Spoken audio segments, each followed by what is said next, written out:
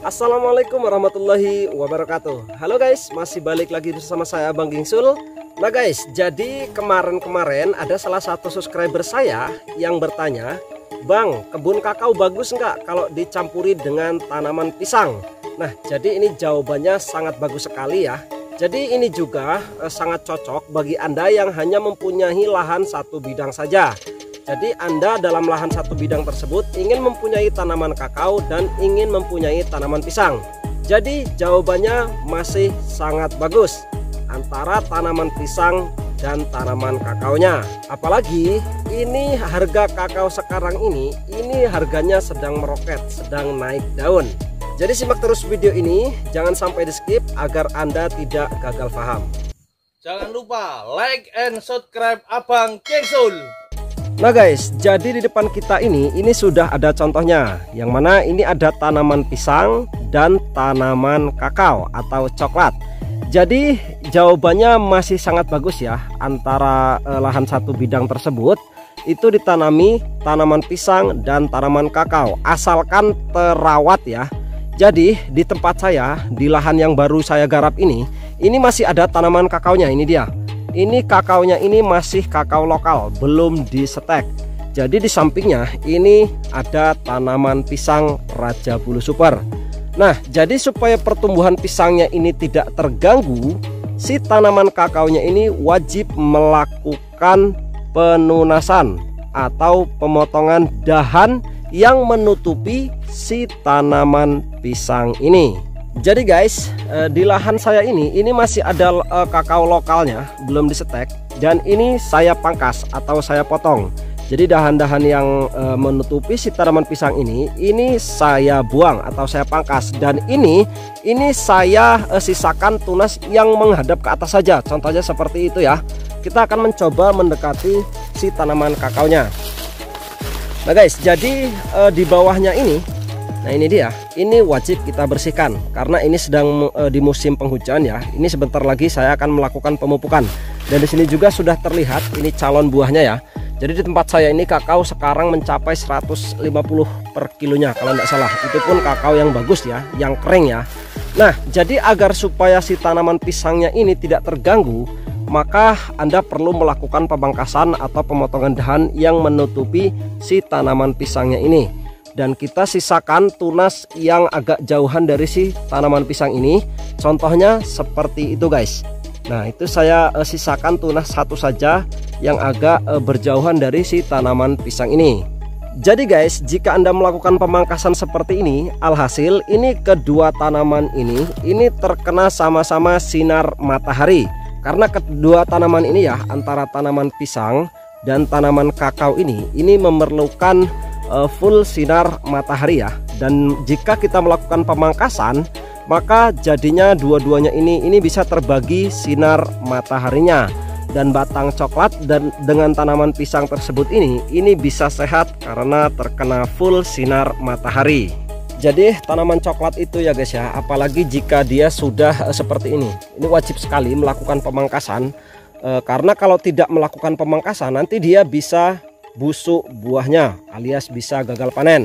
Dan tanaman pisang pun juga ini kalau misalkan bisa tertutupi oleh si dahan-dahan coklat alias tidak terkena full sinar matahari, dia pertumbuhannya juga sangat lama. Jadi di kebun saya ini masih banyak yang lokal, dan ini saya sudah melakukan pemangkasan seperti ini, dan saya sisakan dahan satu di atas itu dia. Dan ini bawahnya ini di bagian sini. Nah ini dia, ini ada tunas yang saya sisakan. Ini tunasnya ini termasuk tumbuh dari bawah ya. Nah, tetap dari batang yang ini, cuman ini tunasnya saya sisakan yang paling bawah seperti ini. Ini gunanya untuk apa Bang? Jadi ini nanti akan saya setek ya. Jadi coklat yang sudah sebesar ini saya ingut tunas seperti ini, sisakan tunas seperti ini akan saya setek menggunakan jenis kakao super ya.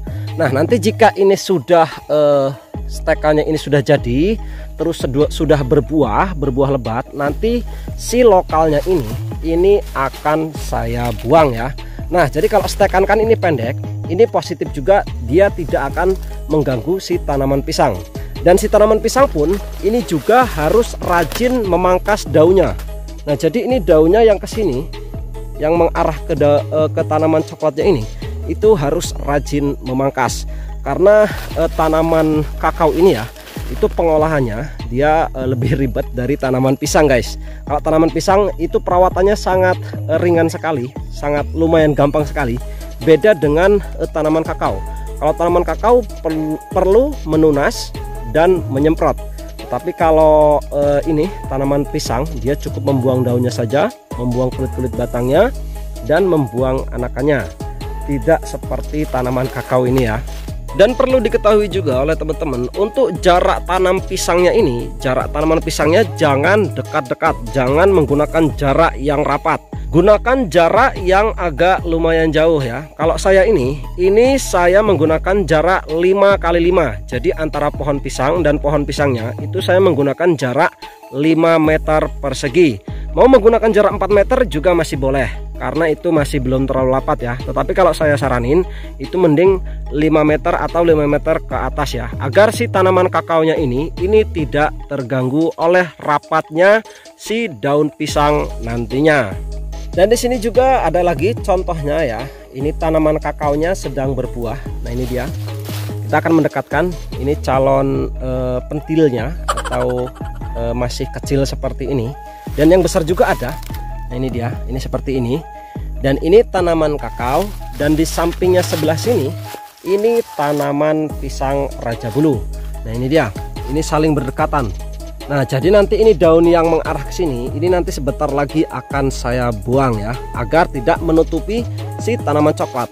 Jadi kalau misalkan masih pentil seperti ini, masih kecil seperti ini sebesar batu baterai ABC yang kecil ya, ini wajib sekali dia terkena sinar matahari. Dan ini juga sudah wajib melakukan penyepraian atau penyemprotan. Jadi fungsi dari penyemprotan buah kakao ini biar tidak terkena PBK atau berkele ya. Kalau tempat saya berkele itu dalamnya itu cacat, udah nggak bisa diarah guys, susah dikupasnya juga. Nah, jadi bagi Anda yang mempunyai lahan hanya cuma satu bidang saja, tetapi Anda ingin mempunyai tanaman kakao dan tanaman pisang ya, Anda bisa saja menggunakan cara saya ini ya. Dan satu lagi, jadi antara tanaman pisang ini jangan terlalu dekat ya. Kalau terlalu dekat nanti si daunnya ini dia akan lebih berdempetan lagi ke batang kakaonya ya. Jadi ini nanti karena peninggalan orangnya dulu sebelum ini saya garap, ini peninggalan orangnya dulu, dan ini nanti setelah berbuah ya, ini tidak akan saya sisakan anak yang menghadap ke si tanaman kakaonya ini. Jadi kalau misalkan ini tumbuh anakan di sebelah sini yang menghadap atau yang berdekatan dengan pohon kakaonya ini anakannya akan saya bunuh, dan anakannya akan saya sisakan yang menghadap ke sana saja, yang agak jauh dari si tanaman kakaonya ini. Jadi di saat coklat mahal seperti ini kita masih bisa panen coklat, dan di saat coklat mulai ngetrek atau sudah langka buahnya, kita masih bisa memanen pisangnya. Apalagi kalau misalkan keduanya ini sedang berbuah ya, itu sangat menguntungkan sekali hasil panennya. Dan di sini ada contohnya lagi guys. Ini tanaman kakao, ini saya pangkas tunas-tunas samping atau dahan-dahan yang menyamping saja yang saya tunas, dan ini saya sisakan tunas yang paling atas. Jadi ini menghadap ke atas ya. Nah, jadi ini di sampingnya ada tanaman pisang. Nah, ini dia. Nah, jadi jika kita pangkasnya si dahannya ini yang menyampingnya saja, ini nanti si tanaman pisangnya tidak terganggu. Begitupun dengan si daun pisangnya yang menghadap ke pohon coklatnya ini wajib kita pangkas ya. Dan kita akan mencoba mendekati si tanaman kakaonya ini. Ini bisa terlihat guys. Nah, ini dia. Ini calon bunganya. Setelah saya melakukan penyiangan atau pemangkasan ya, ini terkena sinar matahari.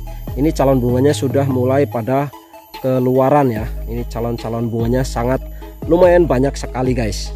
Jadi bagi Anda yang masih mempunyai coklat lokal dan ingin menanami tanaman pisang, Anda memangkasnya wajib seperti saya ini ya. Ini samping-sampingnya saja yang dipangkas dan tunas atas yang saya sisakan. Bila perlu nanti ya, ini juga nanti calonnya akan saya stek. Ini saya bersihkan seperti ini. Jadi kalau tanaman kakao itu dibersihkan seperti ini, nanti nggak akan lama lagi dia pasti akan muncul tunas dari bawah-bawah sini, dari batang utama. Tetapi dia kalau bawahnya dibersihkan muter seperti ini, dia pasti akan keluar tunas. Nah, jika keluar tunas tersebut, kita pilih tunas yang sehat, lalu kita setek ya, kita okulasi ya, menggunakan bibit yang lebih super lagi, bibit yang bisa berbuah lebat lagi. Jadi kalau misalkan ini batang coklatnya saya setek nanti, ini perawatannya juga lebih mudah dan tentunya tidak mengganggu si tanaman pisangnya. Dan tentunya juga waktu saya pemangkasannya nanti, kalau tanaman coklat stekan itu harus rajin mangkas guys. Jadi kalau misalkan pendek stekannya ya, pohonnya pendek, itu memangkasnya juga enak, penyepraiannya juga enak ya. Makanya ini akan saya ganti menggunakan coklat stekan nantinya. Nah guys, jadi ada satu lagi hal yang lumayan menarik. Nah jadi ini pohon kakao ya, ini menjulang tinggi ya, lumayan tinggi. Ini kisaran 4 meter lebih tingginya. Jadi ini saya memangkas di atasnya, itu bukan pakai gergaji, itu bukan ya. Jadi saya naik ke atas pohon coklatnya itu, menunasnya itu saya menggunakan ini dia. Nah guys, ini mesin chainsaw mini modern ya. Ini memang batunya dia nggak kepake lama, tetapi lumayan lah, bisa untuk membantu saya untuk naik ke atas sana, untuk memotong si dahan-dahan yang lumayan besar guys. Dan selain itu juga ini saya di sini bawa ember ya. Ini di sini saya di karung ini saya bawa pupuk. Saya akan memupuk tanaman cabai. Saya akan perlihatkan tanaman cabainya. Nah guys, jadi ini dia, ini tanaman cabainya. Nah, ini dia. Ini sedang berbuah lumayan lebat ya. Ini cabai rawit gunung super ini seperti ini. Ini mantap sekali. Ini pedasnya juga luar biasa ya. Dan di sini juga sudah ada yang merah. Nah, ini dia. Nah jadi ini akan saya pupuk nanti ya. Ini pupuk saya menggunakan Posca ya. Kalau cabai jangan terlalu banyak urea. Kenapa? Nanti dia bisa keriting, pengalaman saya guys. Jadi ini saya akan pupuk menggunakan pupuk Posca tadi. Dan seperti ini dia, ini buahnya. Nah ini dia, ini sangat lebat sekali sampai sini-sini. Yang belah sini pun juga ini ada, ini seperti ini. Dan ini dia, ini sampai sudah ada yang matang seperti ini. Dan nanti ini juga akan saya jadikan bibit superan ya, karena ini kualitas cabenya juga besar-besar. Ini lebat sekali buahnya. Ini nanti yang merah-merah akan saya jadikan bibit unggulan. Nah jadi nanti seperti apa prosesnya, nanti akan saya buatkan juga videonya, cara membuat benih cabai unggulan atau superan. Oke guys, mungkin cukup sekian dulu saja untuk video kali ini ya. Mudah-mudahan video ini bisa menginspirasi serta bermanfaat bagi Anda. Saya mohon maaf apabila pengalaman yang saya bagikan masih terdapat banyak kesalahan dan kekeliruan ya. Apabila ada yang salah mohon dibenarkan, apabila ada yang kurang mohon ditambahkan, karena saya juga masih sama-sama pemula. Dan jangan lupa like, comment, share, and subscribe channel YouTube Abang Gingsul. Saya Abang Gingsul mohon pamit. Billahi taufiq wal hidayah. Wassalamualaikum warahmatullahi wabarakatuh.